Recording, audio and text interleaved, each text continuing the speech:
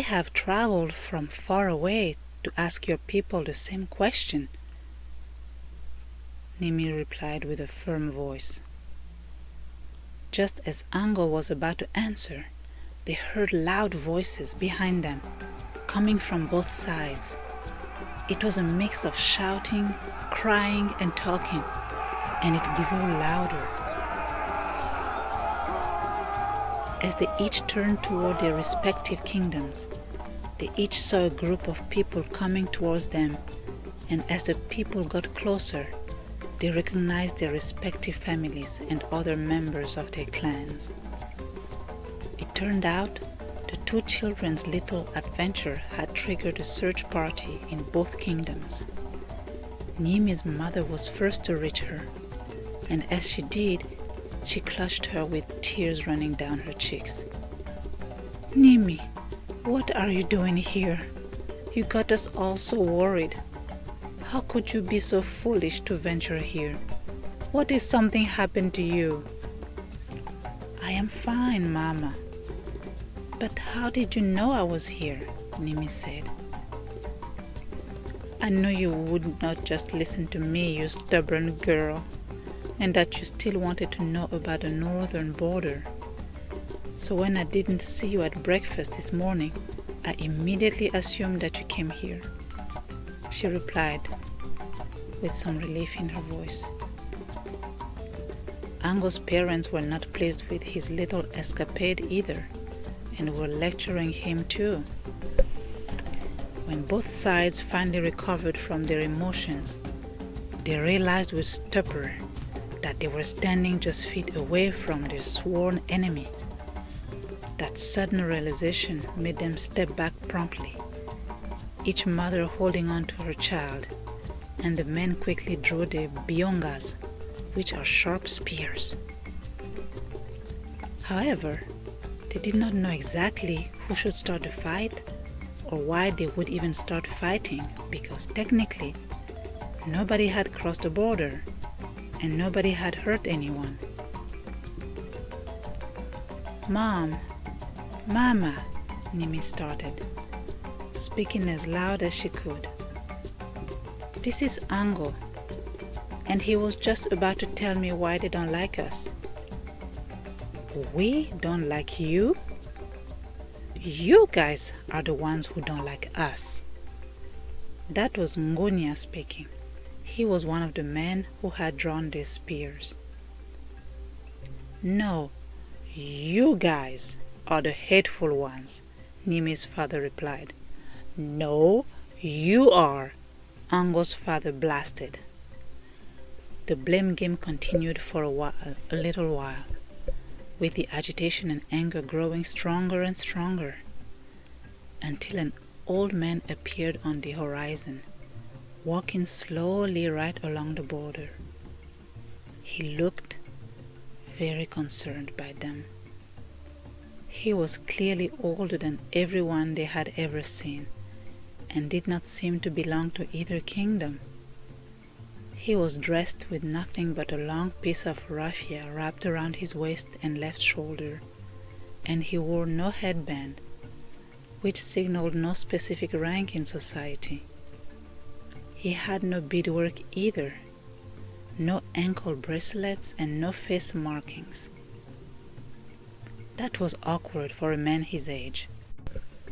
His demeanor was such that both parties were troubled by his sudden appearance. No one had seen where he had come from, or knew where he was headed. Actually, he seemed to have all the time in the world, as he decided to meddle in this dispute. He walked calmly among them, stopping occasionally to take a careful look at all of them, and then he inquired, "What seems to be the matter here?" he asked, the way an elderly asks two bickering children. The people from both sides presented their claims against each other, then waited anxiously to see what their magically appeared referee would say. Each one hoped they would be justified at last. The man took a cautious and stern look at all of them again, remained silent for a while, then proceeded. So for centuries, you guys have been neighbors, but you never came in contact with one another? He finally asked. That's right, they all murmured, almost in unison. And these two children, the man continued, pointing to Nimi and Ango. These two children decided to find out why that was? Is that correct? Yes, the grown-up said once again, almost in unison again. The old man said pensively. It seems to me that these two children are good problem solvers. You guys have been accusing each other of disapproval for so long that you cannot remember why you disapprove of each other. You just assume that the other one does not like you because you never tried to approach them. Everyone was speechless. It was true. It suddenly made sense, perfect sense. No one had ever really known why the other people did not like them. They just pointed fingers at each other. It was just a belief that was passed on from generation to generation without any questioning. Until today, that is. Ngonia bursted into loud laughter. All these years, we could have crossed the southern border and we didn't know it, he said. Ango echoed his laughter, followed by Nimi, and before anyone knew it, they were all laughing. They laughed hard, very hard. They laughed so hard that tears started rolling down their cheeks, and they had to hold their stomachs.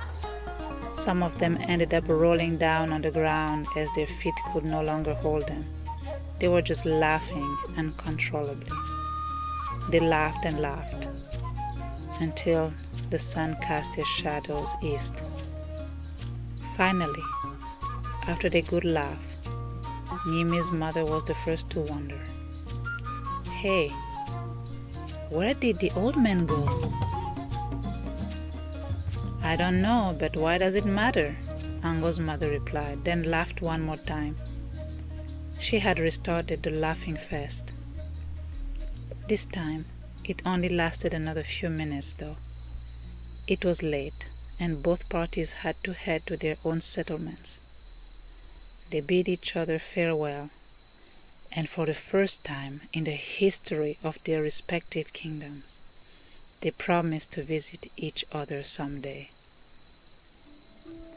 A promise they kept 2 weeks later, when Ango and Nimi had their very first play date. It was a celebration that resonated throughout the land and remained in history for generations afterwards.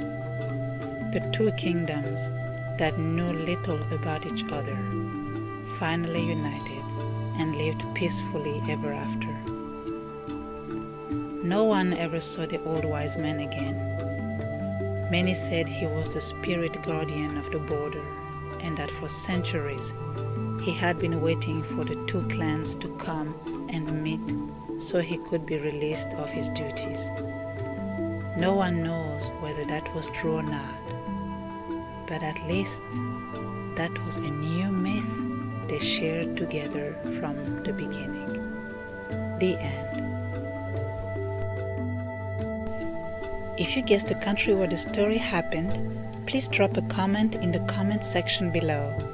We thank you for taking the time to travel to Africa with us by using your imagination alone. We cannot wait to do it again. Bye yo!